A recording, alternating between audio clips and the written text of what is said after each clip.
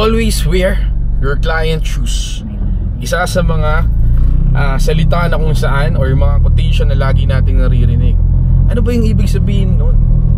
Alam niyo guys, marami sa mga sales agent ang nakakarinig na ng quotation na ito pero hindi talaga alam kung anong ibig sabihin nun. For me, yung always wear your client shoes ang sinasabi nun, always listen, always adjust, always know kung ano ba talaga yung kailangan or need ng client mo doon sa mga gray area na kung saan nahihirapan or may problem siya para makakonek ka ng mabuti.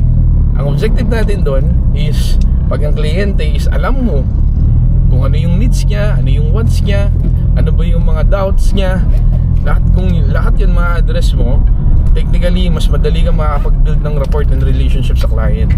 And ang maganda pa nito, nalalaman mo ng mabuti or nakapag-communicate sa kanya ng mabuti at naibibigay mo lahat ng sagot or nabibigyan mo lang lahat ng assistant or nasiservisyohan mo siya ng maganda dun sa mga concerns niya about purchasing or about the sales na ginagawa or transactions ninyong dalawa.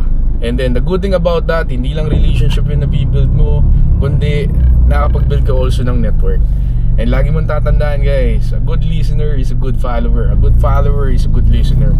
And doon napapasok yung tinatawag na